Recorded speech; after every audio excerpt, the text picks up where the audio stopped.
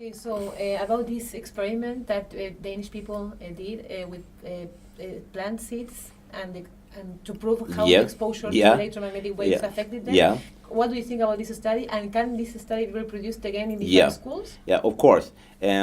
This study was initiated by 6 Danish schoolgirls and their teacher, and they used cress seeds and exposed them in a very nice way to various electromagnetic fields. And they kept all the other parameters constant, the light, the amount of water, and so on. And then they received very interesting information that these seeds didn't like the exposure from the mobile phones.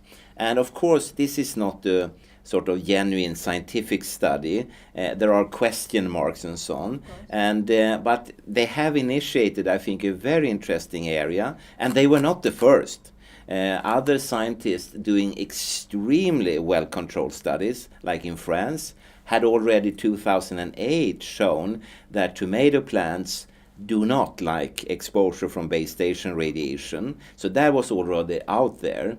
And then we said to ourselves that, hey, these Danish schoolgirls and their teacher, they are very clever actually, and we should try to replicate this. And together with the Belgian scientists, we have started some replications, and to do it even more controlled and in a so-called double-blind fashion, so that the person that observes this doesn't know this tray of seeds, is it exposed or not. Okay. Just reporting all the data, and then you will see, does it fit with the exposure profile or does it not fit?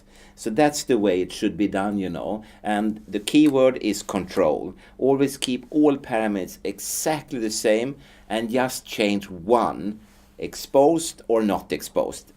All others should be the very same, you know, exactly the same. Because I think that apart from the fact that this can be very scientific or not, depending on if it is done properly or not, Yeah. it's also good for normal people who are not scientists to see that they can, you know, themselves they can try that this is... Absolutely, and I really invite people to observe their reality. And you know, in Sweden, when you train as a scientist as well as a medical doctor, the very first day you're always taught the following, namely that people living in the reality, which scientists rarely do, you know, they live in laboratories, but people in reality, they observe things and they come up with observations that generally most often are correct. You may not trust them, you may not believe them, the observations may not fit your sort of picture of the world, but they are most often right. So they very often initiate new areas of science and observation and knowledge, and it's very important that people start to report.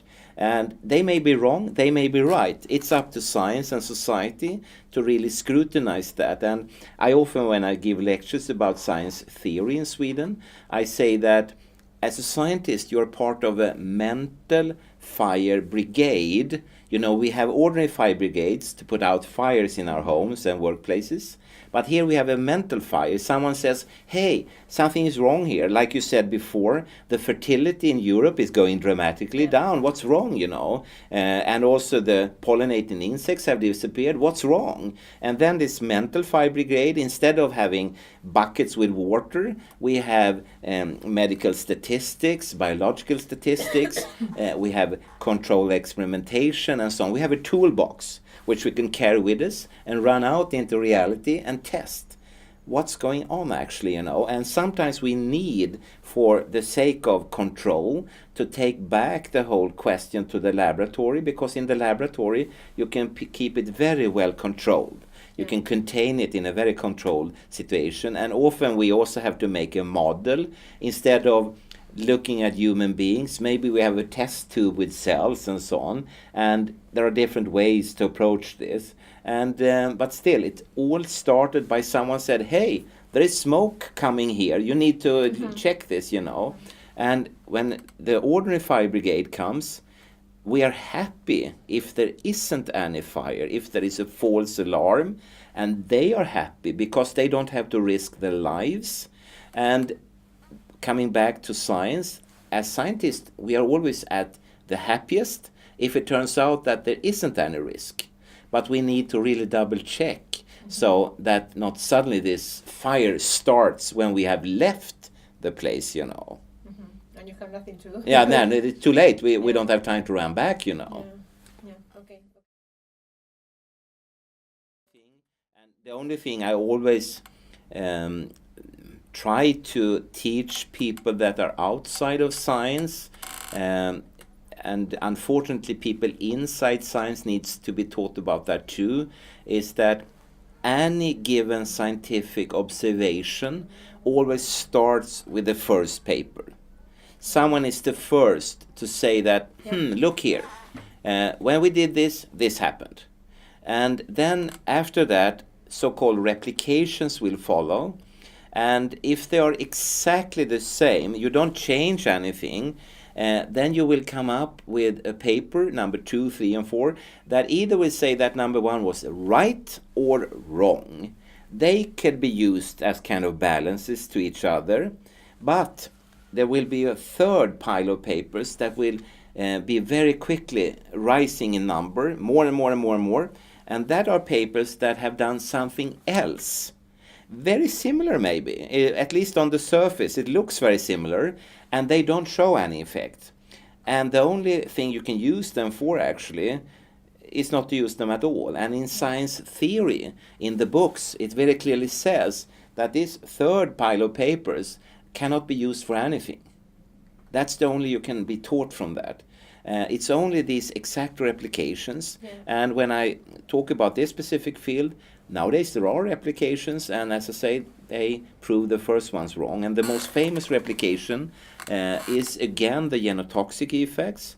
And there were American scientists and also scientists in other countries who had shown this.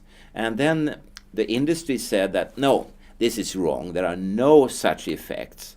And to make a long story short, they gave a lot of money to many laboratories in Europe, in many countries, and they worked very long time and very controlled and very delicate and accurate, you know. And unfortunately, they proved these other scientists correct. And then the industry went to bizarre measures trying to stop this publication, this new study, and they couldn't. So it is published.